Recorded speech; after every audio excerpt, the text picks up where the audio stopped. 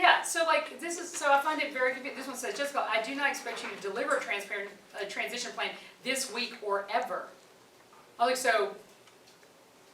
After serving Atlanta Public Schools for 5 years, Superintendent Dr. Meria Carstarphen will relinquish her position on June 30th, 2020. The school board, which grants her contract, was split at a meeting earlier this month and has decided not to extend her contract further. The board has not explicitly stated their reasoning for the non-renewal, leaving Carstarphen wondering why they decided against her. Right? There's not a viable path to an extension, okay, but it doesn't say, on the other hand, therefore we are not extending. The board granted her a 3-year contract in 2015, but in 2018 only extended her contract for 1 year. Carstarphen didn't take it as a vote of low confidence. I don't get my head all into the whys of why people, look, it's whatever, it's 9 people, you need 5. I mean, people in city council will tell you, there are 13 city council people, I need 8 votes. When the Gulch was passed, it was like 8 votes.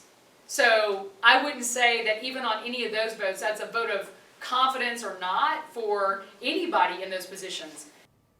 Carstarphen has been vocal about her love for leading Atlanta Public Schools. APS is a big job. I like getting things done, wrapping it up, moving on to the next issue.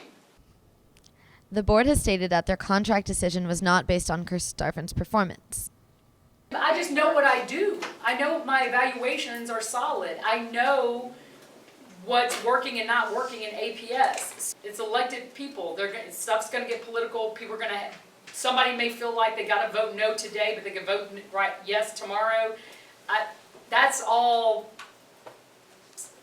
stuff behind the scenes that I really don't have a ton of time to think about. And that's typically what, that's typically like what happens. You just work through stuff from one year to the next. Because one day someone's your friend, the next day they're not. One day an issue brings you closer together, the next day it could drive you further apart. If you give in to all of that noise, it's very easy to be distracted in education, and I'll tell you why.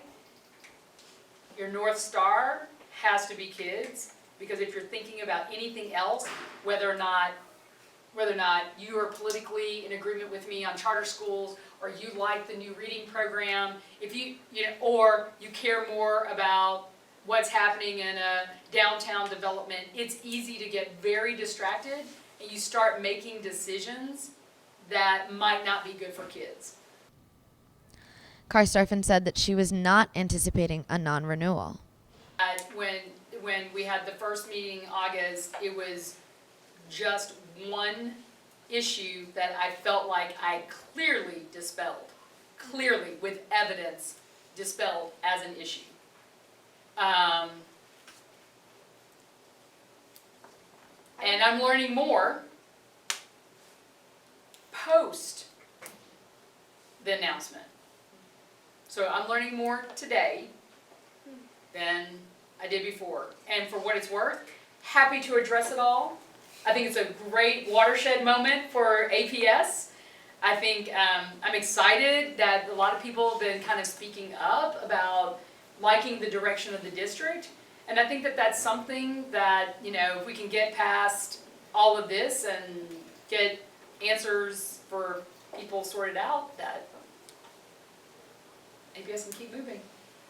And it's just my hope that Atlanta is able to find someone who is a great leader, that loves our kids, that wants to do hard work, because it is very hard, but is willing to kind of embrace and flex with the challenges of what it means to really transform Atlanta Public Schools.